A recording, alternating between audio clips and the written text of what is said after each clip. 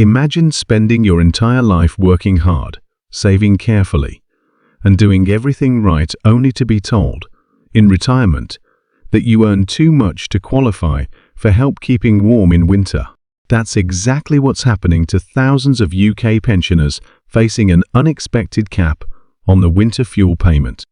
A £35,000 income threshold is now deciding who gets support and who's left out in the cold. Is it fair, or is it punishing the very people who built the country?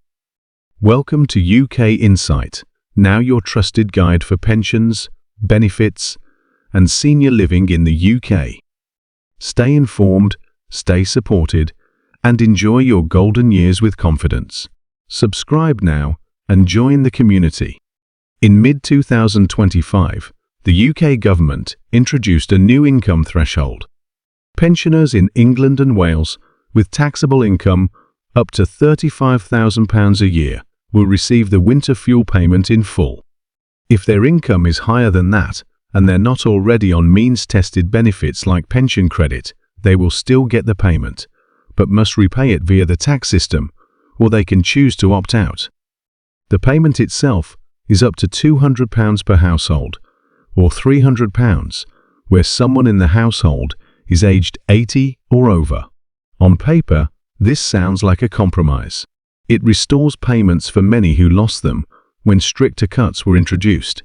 But the cap, the way it's structured, is drawing sharp criticism, described by some as unfair, punitive, and discriminatory. Let's explore why. First, what changed and why it matters. Until recently, in winter 2024-25, the government significantly restricted winter fuel payments. The help was limited largely to pensioners who receive pension credit or certain other means-tested benefits. Millions of older people who had incomes just above those thresholds, not rich by any stretch, were left out entirely. The backlash was intense.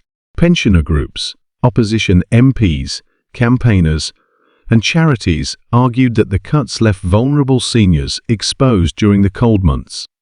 Some people described having to choose between heating and food.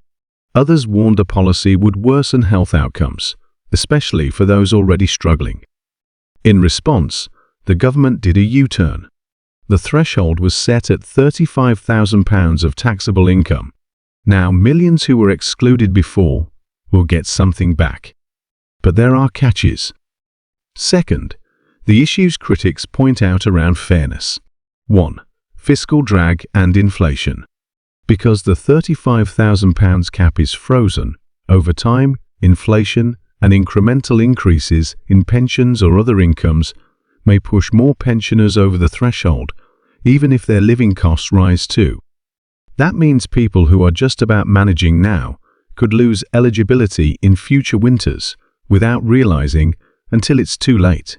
Critics say this quietly shifts hardship onto older people. 2. Threshold being based on taxable income vs. total income. Taxable income excludes things like some tax reliefs, but still includes pensions, private income, savings, etc.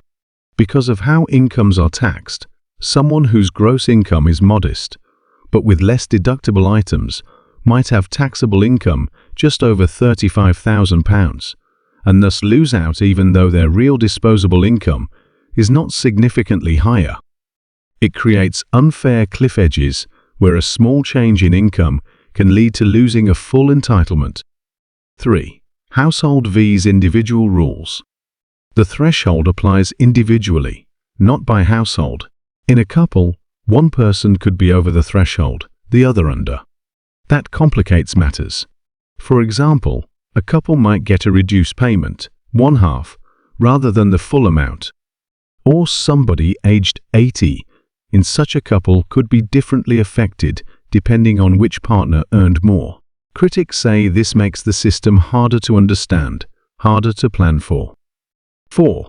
Opt-out and clawback via tax system.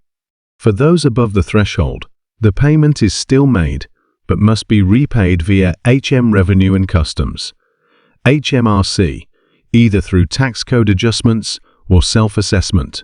Some may prefer to opt out entirely. Others might find the repayment complex or poorly explained. Also, there's concern over reliance on retirees navigating tax systems, especially those not used to dealing with self-assessment or with changing tax codes. 5. The just above the line problem. Many pensioners just above means tested benefit thresholds weren't previously eligible under the old stricter rules. The £35,000 cap helps, but doesn't reach all. And for many, incomes or savings sit just above past benefit thresholds. Yet the cost of living remains a burden. People argue that even with income of £36,000 or £40,000, in many regions, that doesn't guarantee comfort. With energy costs rising, living expenses rising, that middle ground feels neglected. The cap, while broader than prior rules, still leaves some in that limbo. Third, who will be most affected and how? Those hurt most fall into a few overlapping groups. Pensioners, who have incomes slightly above the threshold, not wealthy by most standards, but disqualified because of a technical line. People on private pensions or savings who are not in means-tested benefits. They may have some income, but once taxed, their taxable income pushes them over the limit.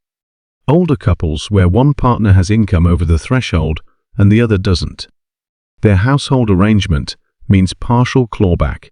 Pensioners in expensive areas where cost of living is higher, £35,000 takes them less far. Pensioners who are not well versed in tax rules or self-assessment may not anticipate how repayment works. On the flip side, many pensioners see this as better than the alternative. Previously, many were cut out entirely. Now, the policy restores payments to millions more. Government estimates suggest that over 3/4 of pensioners in England and Wales will receive the payment this winter. Fourth, what the government says in defense. From the government's perspective, this is about balancing fairness with financial sustainability. They argue that £35,000 is well above the income levels of pensioners in poverty and broadly in line with average earnings. It helps to target support to those who need it most while limiting costs to the taxpayer. They also emphasize that payments are automatic, meaning pensioners don't have to apply, which reduces barriers to access. For those above the threshold, though they'll get the payment automatically, it's clawed back via the tax system. So it's not a simple denial, but a repayment. Some argue this is more administratively simple than means testing in advance. They also point out that this policy change will cost in the region of £1.25 billion, with savings compared to fully universal payments, but also more cost than the stricter cuts imposed earlier. Fifth, the unfairness arguments. Critics see several moral or practical problems. Sixth, what could be done to make the system fairer? Thanks for watching UK Insight Now. Don't forget to like, subscribe, and share with other seniors who need this info. See you in the next video. Stay well, stay informed.